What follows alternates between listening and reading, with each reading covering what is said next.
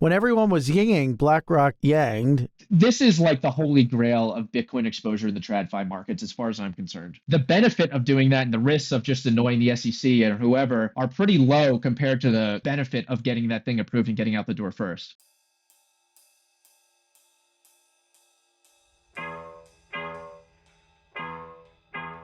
Well, ladies and gentlemen, that voice you're hearing on the other side of the mic is ETF research analyst James Seyffart. Obviously, hopefully, Eric Balchunas isn't too jealous, but we've had him on the show before. So we're going to get the other Bloomberg ETF guru, just trying to make the other colleagues that you have on the team jealous by using that designation.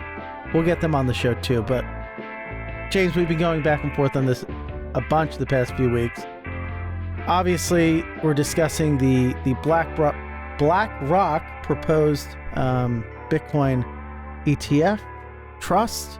We're going to get into the language there and the impact that it might have on the market and how it's different, because there's some key things that I know your team has picked up on that I find super interesting. But before we dive in, I want to take a moment to thank our sponsors. Do more with your crypto. Whether you're a crypto expert or a newcomer to the world of digital currencies, PayPal provides a secure and convenient platform for your crypto transactions. Start exploring new Web3 applications with peace of mind, knowing that PayPal has your back. Learn more and get started today at paypal.com/crypto. Terms and conditions apply. This show is sponsored in part by CleanSpark, America's Bitcoin miner. With CleanSpark, you can feel good about investing in the Bitcoin ecosystem because CleanSpark uses low-carbon energy for their Bitcoin mining data centers and is always optimizing their operations to increase energy efficiency and reduce e-waste, all while partnering with the communities they operate in. If you want to support the future of Bitcoin while also supporting the environment, visit www.cleanspark.com to learn more about the CleanSpark way. Okay, so I guess the first question I would ask, James, is this filing, did it catch you by surprise? So I feel like most of the other ones were expected. yeah, so first of all, long-time listener, first-time caller, so thanks for having me, Frank. Of course. Yeah, and we've been chatting about this a lot, and to be honest, this did surprise me. So there's a nuance to that though, right? Like I always expected BlackRock to ultimately file a Bitcoin ETF filing. Ever since they partnered with Coinbase, which we can get into, they have some partnerships where they're using their pricing to input into their system. They use Coinbase for any of their clients that they use that want access to crypto and Bitcoin more specifically. So that part isn't shocking. I just was not expecting anyone to do it this quickly. Obviously, I've dug in a lot more. There was a CoinDesk article, your competitor of yours, that leaked it, or like the day of. It was very, very well timed, and I was like, if this is actually happening, this is big news. And sure enough, after market closed, we saw it did happen.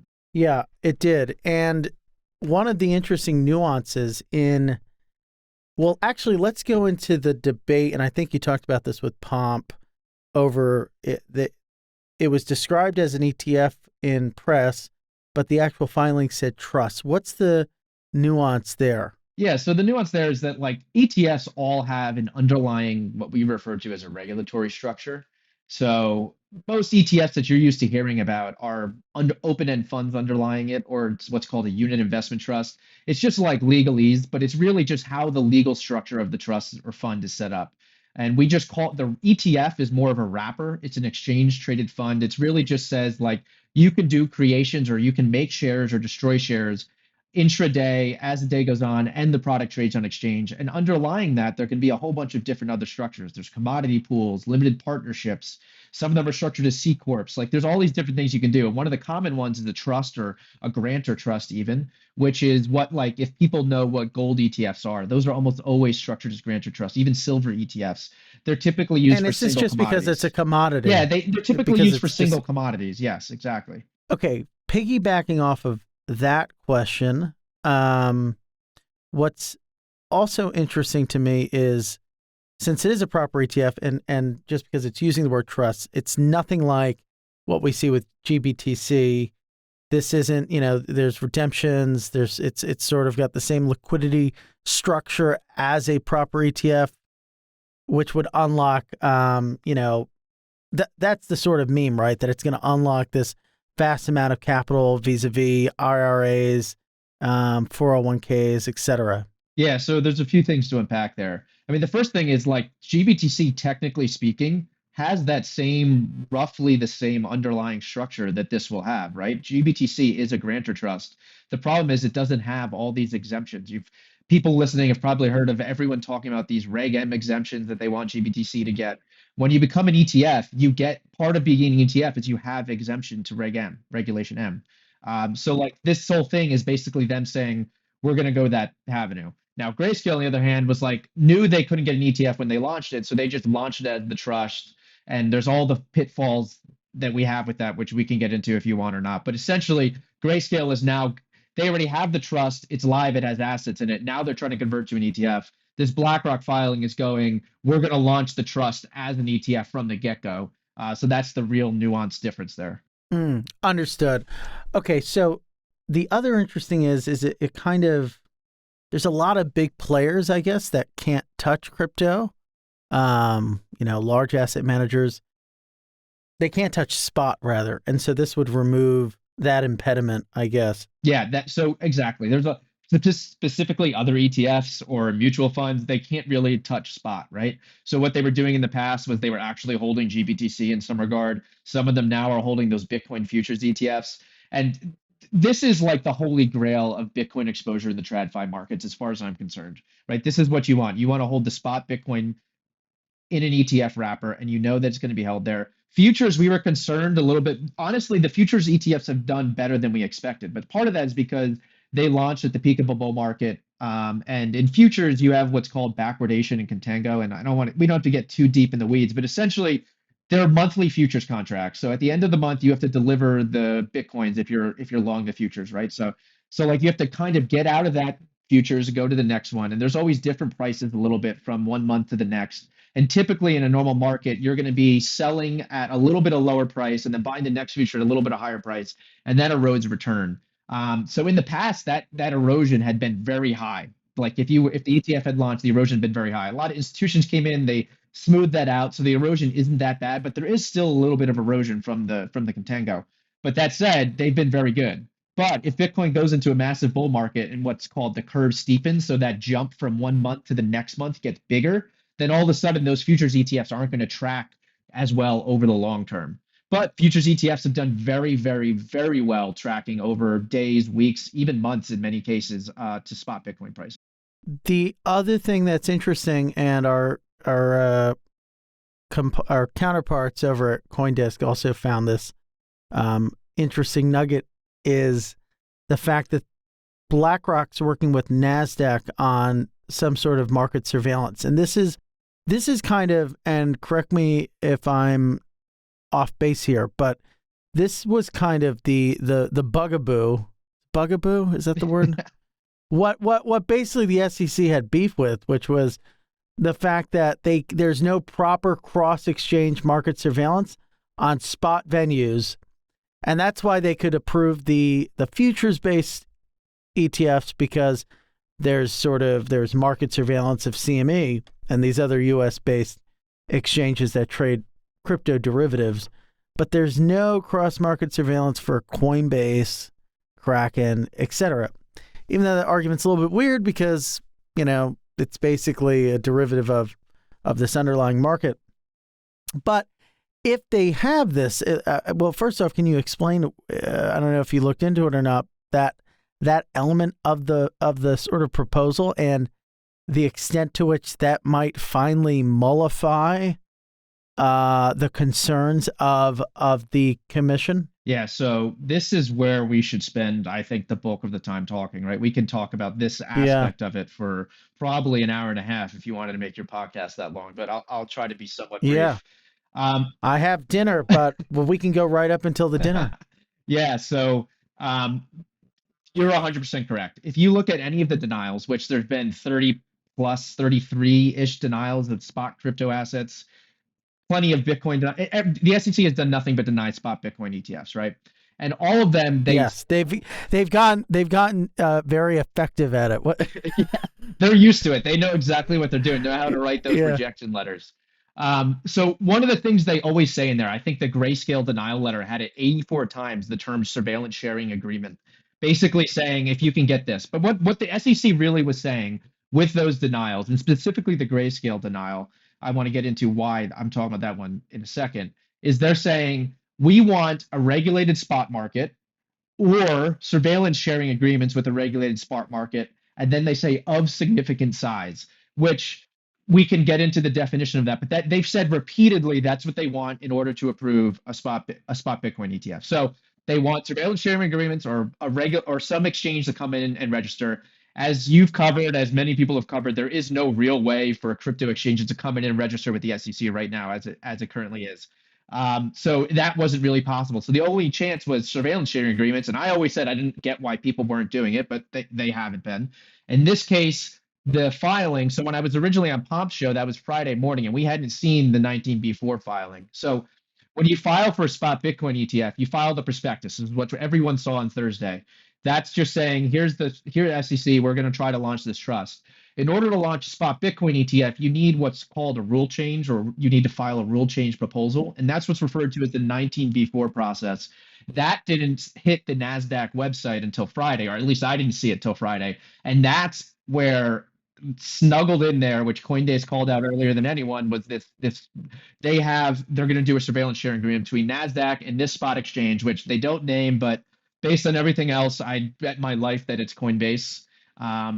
So yeah, but the reason why this is interesting is because so the futures ETFs that were first launched didn't have to go through that 19B4 process, but a few afterwards did, and they had to issue. Because they were filed under the 40. Correct. They were filed under the 40 Act and what's known as the basically it's called the ETF rule. It was instituted in 2019, roughly, I think. Makes it easier to launch ETFs specifically under the 40 Act because there's less issues to go on there. But if you're filing a 33 Act ETFs, which the spot Bitcoin ETFs will be because they're not diversified, they're just going to hold one asset. And typically a lot of futures ETFs fall under there too.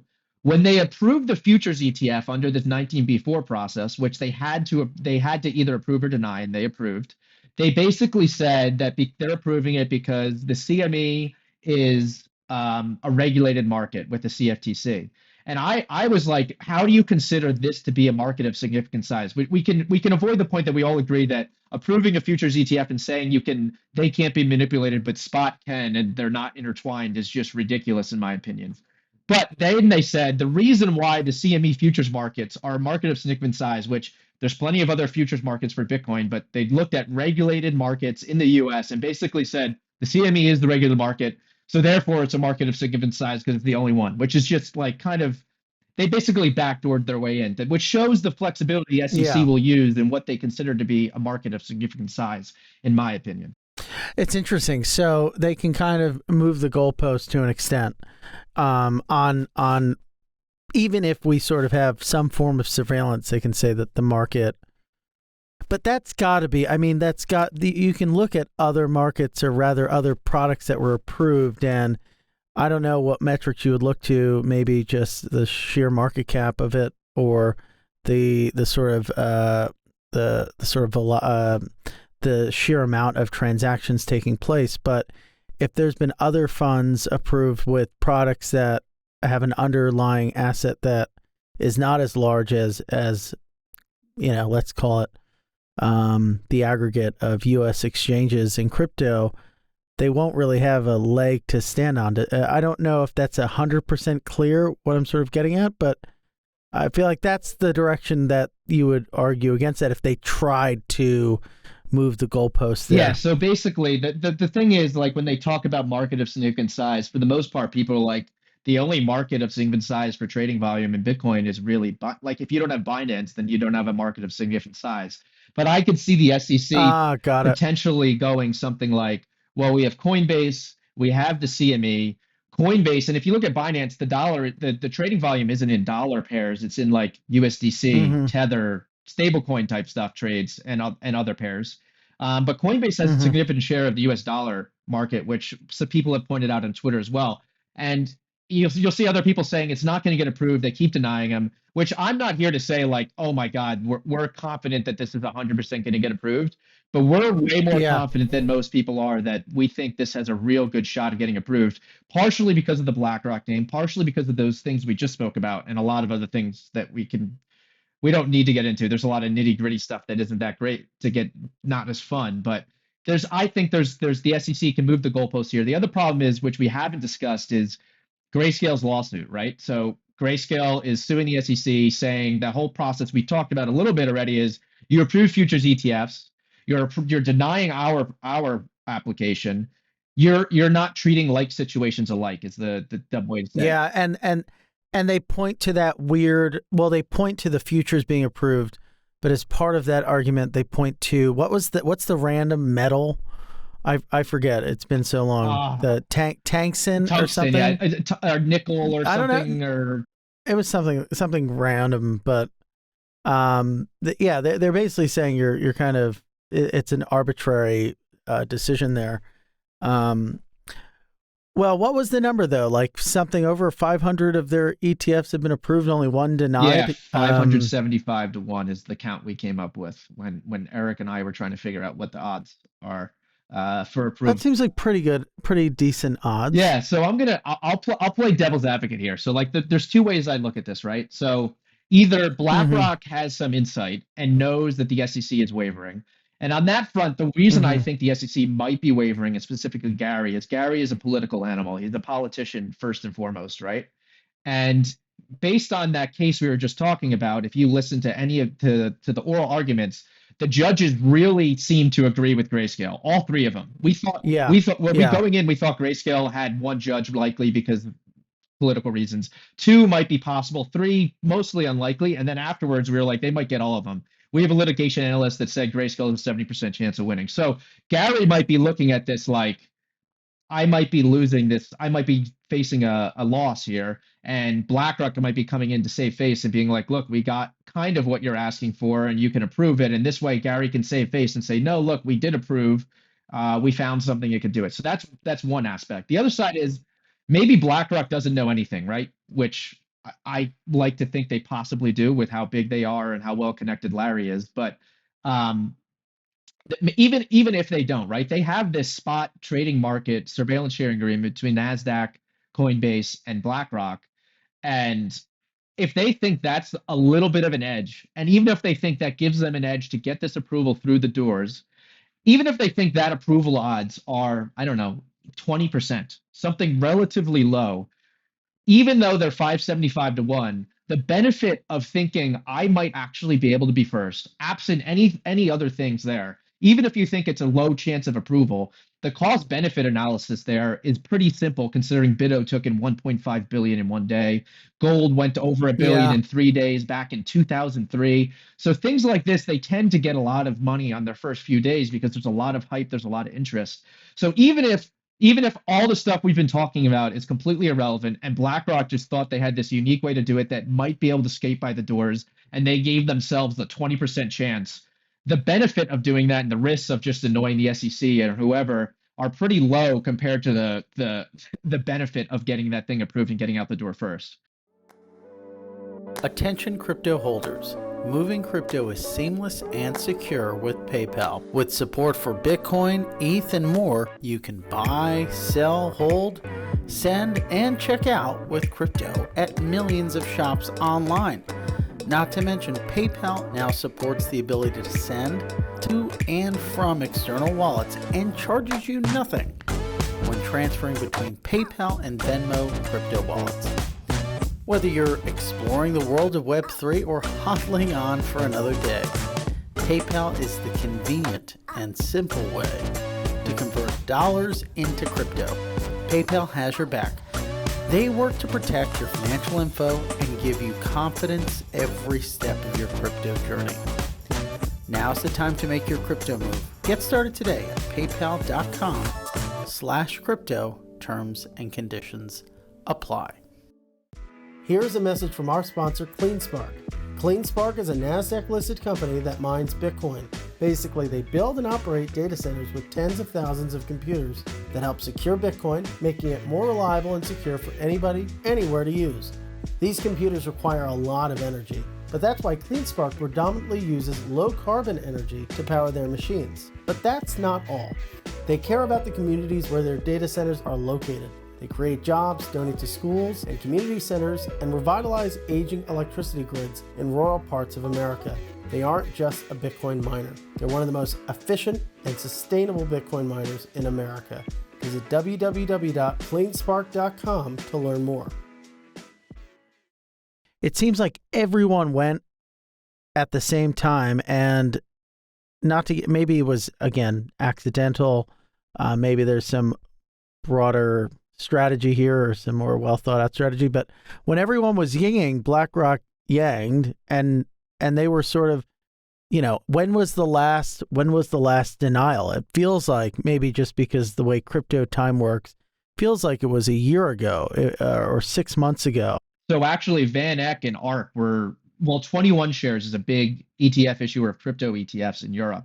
And they partnered with ARK for marketing here. But Van Eck also, they were all denied in the spring. ARK actually reapplied. So ARK and 21 Shares have reapplied as of like May. So technically, they've had a 19b4 approval in front of the SEC in partnership with NYSE, I believe.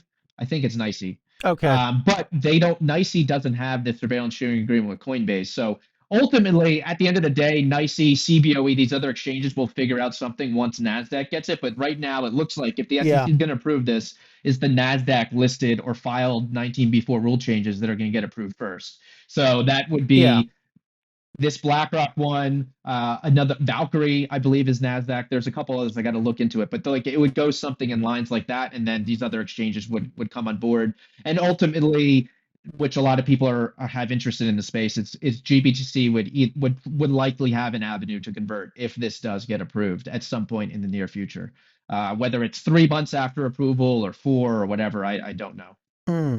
Okay, so I was thinking about the potential impact on Grayscale. Okay, if this BlackRock ETF gets approved, that 70% goes to 100. Is that almost safe to say? Yeah. In terms of that upgrade finally happening? Yeah, I don't even know. So our base case for the SEC, absent this BlackRock, was the SEC was going to lose the case. But what typically would happen in that situation is the judges would be like, SEC, you didn't treat like situations alike. Go back to the drawing board and issue another approval or issue another denial or approve or what have you. It's very rare for the judges to be like, you have to approve this. So I don't know if this. So typically the way a 19b4 works, and I don't mean to get sidetracked, but you kind of need to get how it works. No. So that's fine. Yeah. So the way it works, that you apply. You submit this through the exchange, and then the exchange basically sends it over to the SEC, and the SEC has to recognize it and post it to their Federal Register and their website, this 19b4 application. And then after that, there's a ticking clock, and it goes 45 days, 60 days, 90 days. It might not be that exact order, but at any of those time periods, they add up to all 240 days. The SEC either has to delay, deny, or approve. Typically, 99% of the time, if they're going to ultimately deny it, they just delay all the way to that 240 days. So if anyone's been paying attention on Twitter, you constantly see, oh, SEC has delayed, SEC has delayed. And a lot of people in crypto Twitter were like, oh, they haven't denied it. And they kept thinking it was a good thing. But really, if they delay, that's a pretty bad sign. So so basically, if the SEC goes out and just approves in that first 45-day time period, which we think isn't completely out of the question based on everything, but it's somewhat unlikely, but it's pretty plausible in our view. Then does that court case become irrelevant? Because then all of a sudden the SEC has proven they are willing to approve spot Bitcoin ETFs. Does the case get thrown out somehow? Do they just side with Grayscale, but it doesn't matter at that point? I'm not really sure. I don't know how that litigation side of it works. We have a litigation analyst on our team, Elliot Stein, who's also on Twitter for anyone interested, and he's the one I talked to on this front. So he's the one who's given those odds, and how this is all going to play out. And the timeline for that Grayscale decision was probably by the end of the third quarter. So at some point before the end of September, we were expecting a decision. Have you given some thought?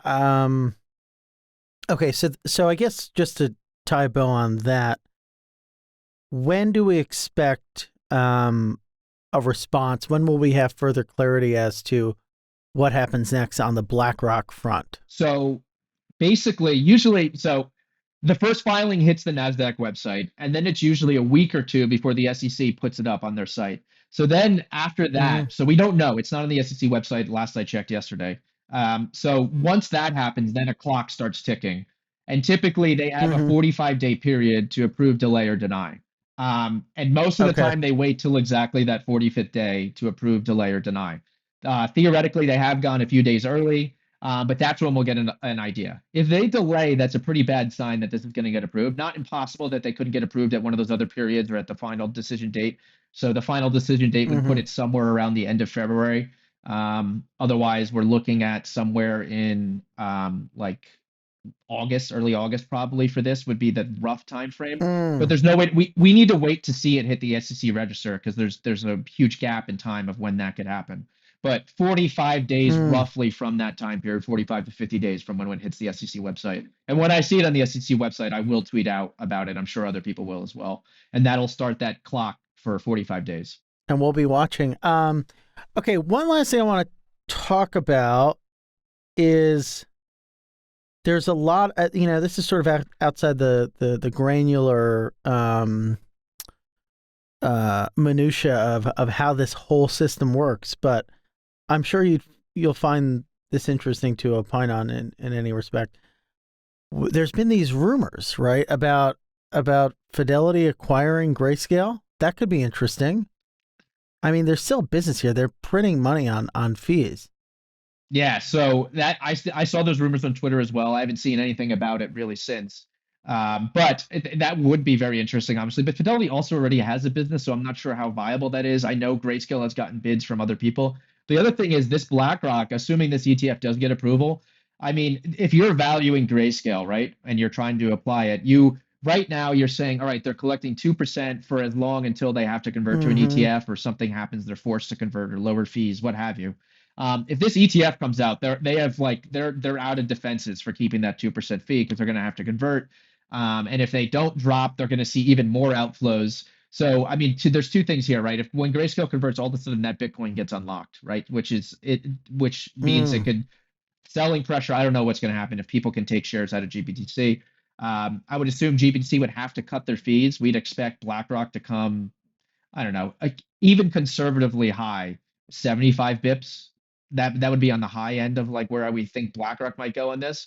So for Grayscale to come in and then be competitive, they would have to drastically decrease that. So if you were thinking an ETF might be coming 2 years down the line, 3 years down the line, and you're valuing Grayscale based on its Bitcoin at 2% annualized for 3 years, and all of a sudden that gets cut by more than half, like 2 years earlier, then all of a sudden that valuation's a decent bit lower. But I'm personally not privy. Like I don't have enough context like you do, Fair, Frank, yeah. to like know exactly what's going on in the back end. But like from a financial valuation perspective, that's the way I'm thinking about it. If Grayscale is actually up for sale, but from everything I've seen and everything I've heard Barry say, I don't think he's going to sell unless he's absolutely forced to. Yeah, I think there's a bit of an unmovable object there. It's interesting. So if you look at the fees, I'm going to do the math, and then I'm going to hit you up after I'm done doing the math. But I think it's something like so far, if you annualize it, 500 million this year. So if you put I don't know, I don't know what multiple you'd put on a business like that, maybe 5x at Pico top, 2.5 right now. You're looking at a 1.5 maybe $1 billion business. But if you cut the fees, that drastically reduces that valuation. Well, that's just looking at fees for Bitcoin and ETH, those trusts to be Yeah. sure. But but the point I'm getting at here is if you were to cut it, yeah, it drastically reduces the valuation. But what do you think the chances are of them doing that? In like, what would you place? Is this a they've it's almost like probably 100% chance that they have to cut their fees within the next 6-12 months, Yeah, I agree. So like right? there's two Yeah. avenues here, right? You'll hear people on Twitter and Twitter Spaces arguing that Grayscale is never going to convert this thing. Obviously, if your incentive is only money and you're not worrying about building a company continuing going forward, which Grayscale obviously is, they're still launching and filing for other ETFs. They shown interest in launching any other ETFs from the get-go. When they launched these trusts, they said we're the ultimate timeline is to convert these to an ETF. So there's a reason these things are structured as grantor trusts. So I personally believe they ultimately will convert, but there's an argument to be had that they don't technically have to based on the documents in Grayscale. Now there's a lot of vultures circling, I guess I would say, around GBTC and this massive discount. Some big hedge funds, PE funds are looking at ways to crack this nut and get at that discount, possibly via the courts. There's all these things happening, right? So there's a lot of people trying to get at that, but I think this ETF filing will kind of force their hand. And based on everything that Sun and Shine and anyone from Grayscale will tell you is we plan to convert to an ETF as soon as possible. And when we do, then we will cut our fees. So like if you take them at their word, and I believe if they want it, if like they have their reputation's obviously hurt right now with what's going on. Their fees are relatively high. Everyone's pissed off about the discount. But they were the first company to get these available in your IRA. They were the first company to get crypto on the traditional financial rails. So like they've done a lot of things. They've done a lot of firsts. Obviously, Barry has been a huge influence in the industry. So if they want to be a going concern going forward, I feel like they kind of have to convert to an ETF or they're just going to have this really bad look and everyone's going to have a bad taste in their mouth. So I fully believe they're going to convert. Yeah. Convert or die. Yeah. I feel Convert or die. Adapt or die. Yeah, but the dying in this case is, unless they get forced by the courts, is collecting that 2% fee in perpetuity, because they collect on the NAV, not on the price. So even if people are like, screw this, and they all sell out, that trust still holds all those Bitcoin. But I assume after some period of time, the courts and people will figure out a way to force them to open it up. Yeah, well said.